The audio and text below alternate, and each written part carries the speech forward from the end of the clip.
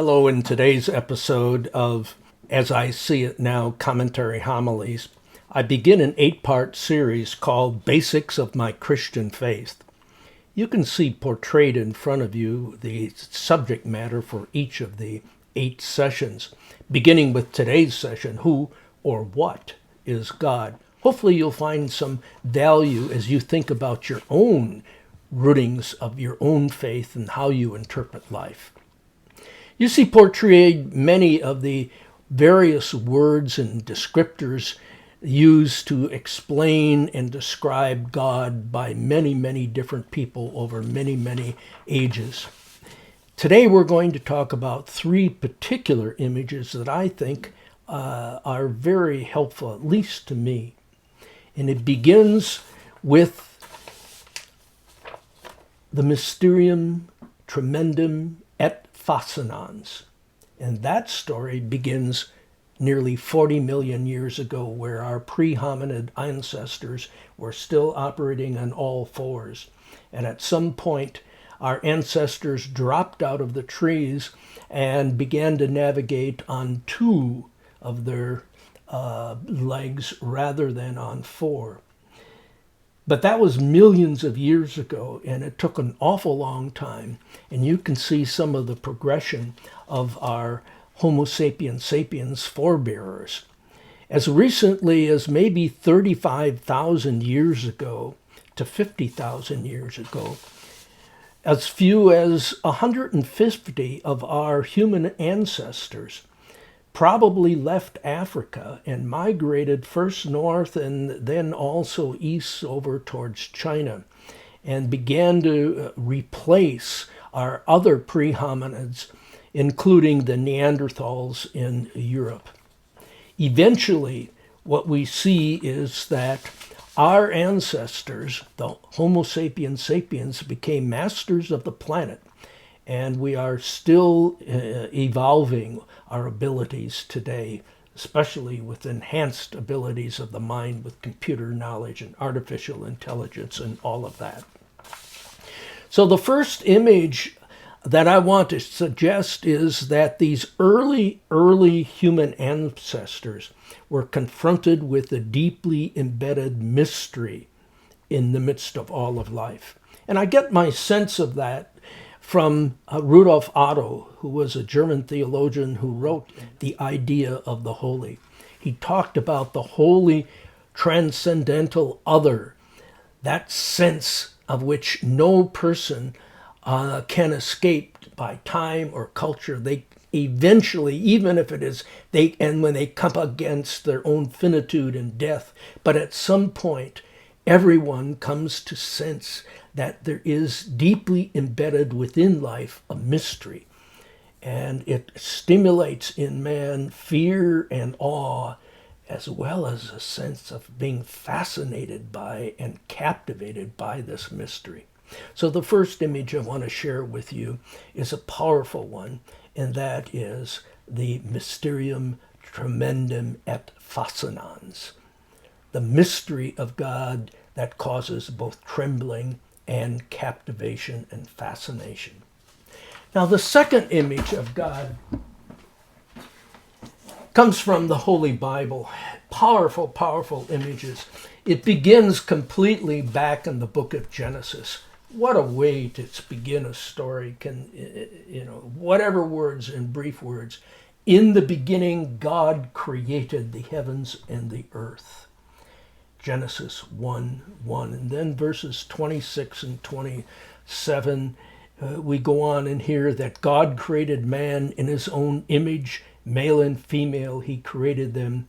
And then jumping ahead to the 2nd chapter, verse 7, the pièce de résistance, when, as captured by Michelangelo, as you're looking at some of the pictures there, his fresco atop the Sistine Chapel in the Vatican captures that moment where God breathed into his nostrils the breath of life, and man became a living soul. Well, continue fast forward a number of thousands of years maybe from the point of creation, until we come across Moses. You know the story of Moses. As a child, he was left in a basket, and he was ultimately raised in the family of the Pharaoh, and his ancestors had been brought into slavery, and they remained in Egypt. And one day Moses goes atop Mount Sinai as he left sort of the cocoon of his Pharaoh's family, because he had an identity with his people. And on Mount Sinai, or Mount Horeb, he comes across a burning bush, but the bush is not consumed.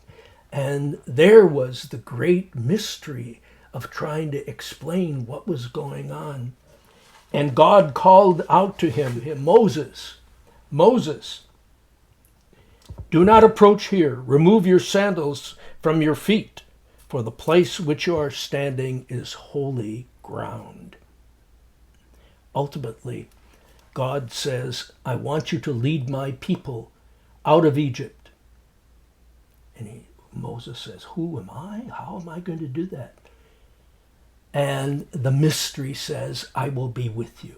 That's all you need to know. Before Moses goes back to the people, he sort of says, one other question. And that is, who can I tell people is sending me to lead them out of Egypt? What's his name? What shall I say to them? And God ultimately, as you can see, said to Moses, I am who I am, and I will be who I will be. That great sense of being embedded within life, the consonants of which are captured by the word Yahweh, which I, by the way, prefer to than to the Septuagint or Greek translation of Adonai. I still like the feel of the original mystery of God revealing himself to Moses and the Hebrews as Yahweh. Then God also said to Moses, this is my name forever, and how I am to be remembered throughout all generations. So the second image is the great I am who I am, and I will be who I will be. Now the third is one that I have developed, and I have a sense that it just has filled out and answered a lot of questions to me.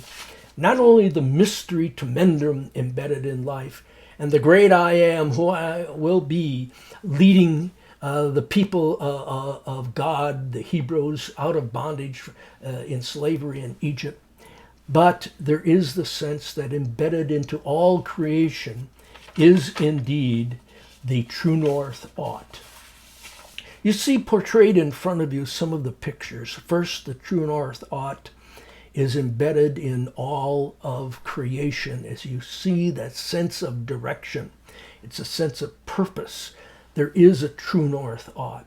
And then as you move forward, you see some of the problems that we are facing here on planet Earth, and we see many of the nations with all of the conflicts going on there. There is that sense of conscience that there is an ought. We are not left alone, that God has embedded within life that sense of purpose, that we can become either aligned with, in tune with, operating on all cylinders, of which, to mix many metaphors, or we can be misaligned and alienated and not have a sense of completing ourselves.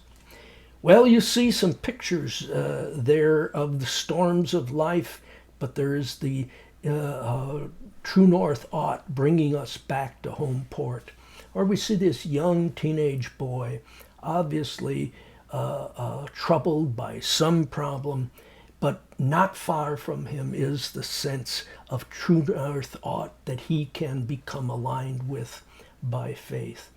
Then there is portrayed the problems in places like the city of New York, you name the city or place, big or small, rural or urban, and all can use the sense of true north ought. And ultimately coming upon the multicultural people of all stripes and shades. And the good news The true north ought, as we help one another, whether it's in the operating room, in the classroom, in the symphony hall, or in a religious setting. So those are three images of God that have helped me answer the question, who or what is God? The mysterium tremendum embedded within life, the great Yahweh, I am who I am and will be who I will be, and the true north ought that each of us can become aligned with. That's as I see it now. I'm Jon Pekell.